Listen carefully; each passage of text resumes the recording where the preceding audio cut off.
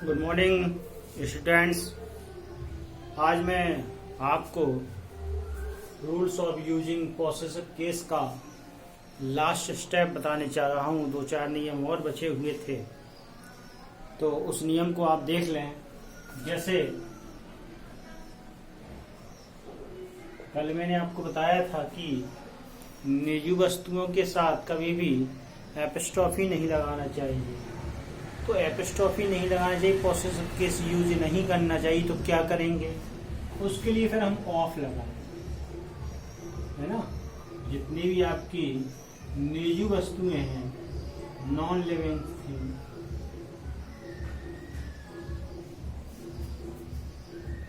उनके साथ आप ऑफ लगाइए। जैसे leg of tape, leg of chair, ठीक है। कभी भी आप इनके साथ एपिस्ट्रॉफी का प्रयोग ना करें, यानी टेबल्स लेग ना लिखें, टेबल्स लेग ना लिखें, इसका ध्यान रखें। और ना ही आप कभी इस प्रकार से कहते हैं स्प्रिंग्स फ्लावर, मान लो स्प्रिंग्स फ्लावर ना करें। क्या करेंगे, the flower of spring, the flower of spring. और ना ही हाउस रूट कर दें, द हाउस रूफ। क्या करेंगे, रूफ ऑफ द हाउस। इसका ध्यान रखें, क्योंकि ऐसे में गलत हो जाएगा आपका। The roof of the house लिखेंगे, the flower of the spring लिखेंगे, यानी निजी वस्तु के साथ आप एपिस्ट्रॉफी नहीं लगा सकते हैं, बल्कि इसके स्थान पर आपको ऑफ का प्रयोग करना है। इसके साथ ऑफ का प्रयोग करना है, ये आपका बहुत इंपॉर्टेंट है। काफी कंपटीशन में पूछा भी जाता है, इसी कंपटीशन के हिसाब से भी काफी अच्छे नियम आपके हैं। अब पर्सोनिफाइड होता है, मानवीकृत।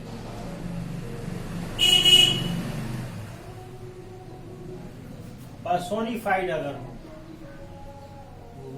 मानवीकृत, अगर पर्सोनिफाइड थिंग है, मानवीकृत थिंग है, तो फिर आप एपिस्ट्रॉफी लगा सकते हैं, अपवाद कह सकते हैं आप। जैसे नेचर्स लॉ है,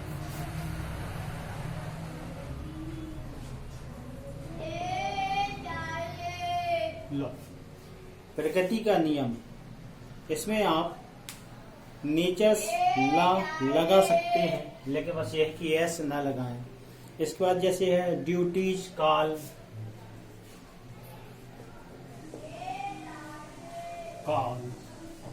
या फिर मान लो फॉर्चून वाला है, fortunes favour, FORTUN, fortunes favour. ये मानवीकृत है, और मानवीकृत के साथ आप क्या कर सकते हैं, एपिस्ट्रॉफी लगा सकते हैं। पर्सोनिफाइड यानी पर्सोनिफिकेशन की आपने डेफिनेशन सुनी होगी फिगर आउट स्पीच में। तो उसी मानवीकृत, जो मानव को संबोधित कर रहा, एक ऐसा वर्ड जो जीवित प्राणी की तरह प्रस्तुत हो रहा, एक ऐसा वर्ड जो जीवित प्राणी की तरह प्रस्तुत हो रहा हो। नेचर लॉ, कानून के नियम, प्रकृति के नियम। नियम तो मनुष्य के होते हैं, प्रकृति के नियम। ड्यूटीज कॉल है ना, ड्यूटी माने क्या होता है, कर्तव्य। कर्तव्य कोई माना थोड़ी, लेकिन ड्यूटी ने पुकारा, कौन पुकारेगा, मनुष्य पुकारेगा। तो मानवीकृत अगर वर्ड आते हैं, तो फिर ऐसी स्थिति में आप एपिस्ट्रॉफी लगा सकते हैं। और लगा सकते, क्या लगाएंगे ही। आपके पास ये नियम नहीं है कि नहीं लगाएंगे, लगाएंगे ही। इस प्रकार से आपका एक और नियम हो जाता है। अगला नियम होता है कंट्री या प्लेस के नाम के साथ एपिस्ट्रॉफी। जैसे कंट्री हो गया, प्लेस हो गया। कंट्री या प्लेस के नाम के साथ भी एपिस्ट्रॉफी को आप लगा सकते हैं। कंट्री प्रदेश क्या होता है, जैसे उसने कह दिया इंडियन हिस्ट्री लिख दी, Indian history, England,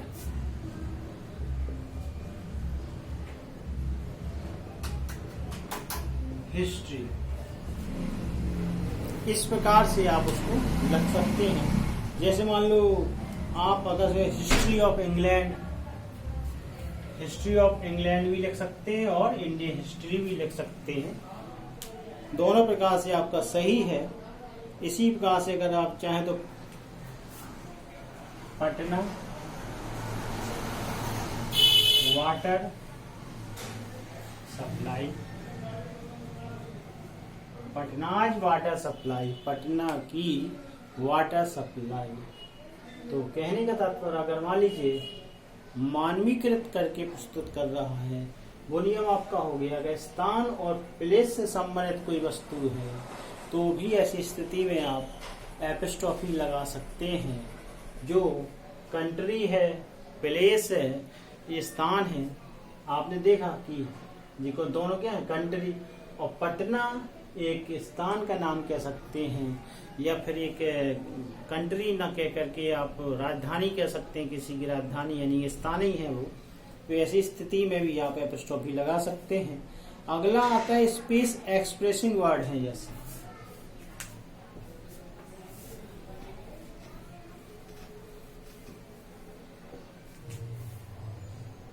space expressing word. Space expressing word का मतलब हो गया कि जैसे मान लो लेंथ है, LENGTH, पॉइंट, लेंथ मान लंबाई होता है, पॉइंट हो गया, एज हो गया, विड्थ हो गया।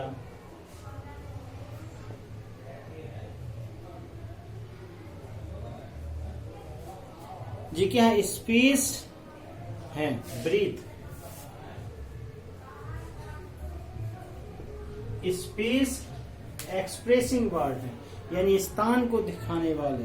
तो इनके साथ भी एपिस्ट्रॉफी लगा सकते हैं। जैसे लिख दें हम boat, apostrophe s length,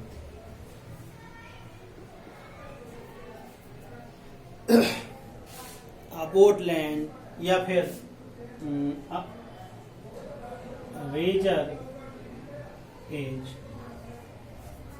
razor edge, या फिर स्टोन थ्रो, स्टोन थ्रो,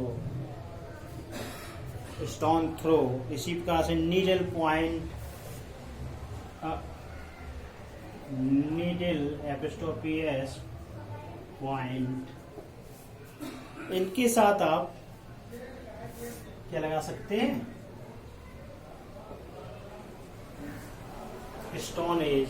इनके साथ आप एपिस्ट्रॉफी लगा सकते हैं। अगर मान लीजिए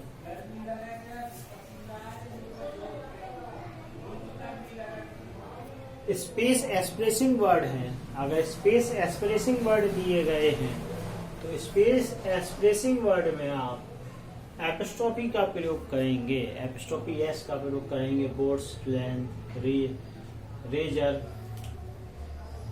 razor edge, stone throw, needles point, stone edge, इस प्रकार से लास्ट।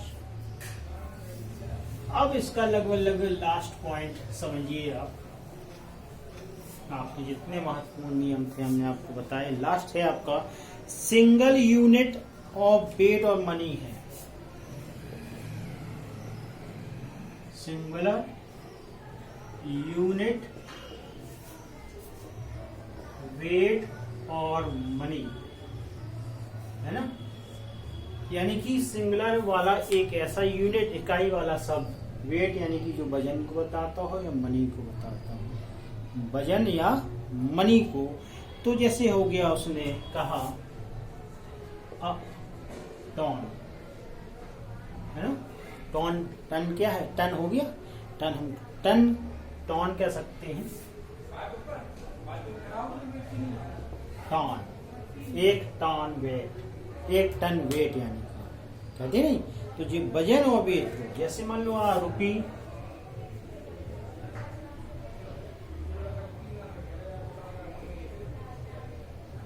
रुपी है ना, वर्थ,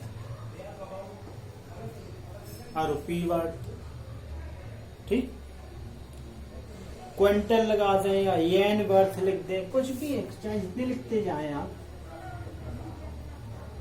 ये आपको पता है भाई कि यूनिट क्या होता है, वेट को क्या बताता है, वेट को आपको क्या बताता है, वेट क्या क्या देता है, मनी क्या क्या। तो आपने देखा रुपया जो मनी को और ये वेट को बता रहा है, ये वेट को बता रहा हो। जितनी वेट की इकाइयां हैं उनके साथ आप एपस्ट्रॉफी लगा सकते हैं, और जितनी इकाइयां मनी की हैं वो भी लगा सकते हैं।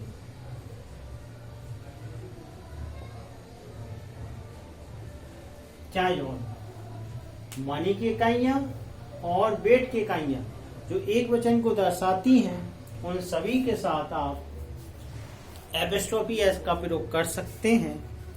और जैसा मैंने बताया था कि कुछ नियम ही बचे हुए थे, तो यहाँ आपका जो यूजिंग ऑफ पॉसेसिव केस होता है वो समाप्त हो जाता है। यूजिंग ऑफ पॉसेसिव केस एक सही लैंग्वेज लिखने के लिए बहुत आवश्यक होता है। जैसे मान लीजिए हम इसको ऐसे कर देंगे, वर्थ एंड, गलत हो जाएगा कि नहीं, ठीक है। अगर मान लो हम राम्स फादर लिखा हमने, आपने फादर राम लिख दिया, तो गलत हो जाएगा कि नहीं। तो इसलिए ध्यान रखें कि एक सही लैंग्वेज को लिखने के लिए, सही अर्थ देने के लिए एपस्ट्रॉफी का एस का ज्ञान होना बहुत आवश्यक होता है। आपको मैंने कुछ पॉइंट बता दिए हैं और इससे आपका काफी काम चल जाएगा, उसमें आपको काफी लाभ मिल जाएगा। फिर आगे की वीडियो में आपसे मिलेंगे, और भी इससे अच्छा वीडियो लेकर आने वाला हूँ, और जो आपके पूरी उम्र ऑल लाइफ बेनिफिशियल रहेगा, हमेशा यूजफुल रहेगा। और अगर आपने उसका उपयोग किया तो आपका इम्प्रेशन भी अच्छा बढ़ेगा। इसलिए वीडियो को देखते रहें और शेयर जरूर करते जाएं। Thanks for watching my channel. Thank you very much.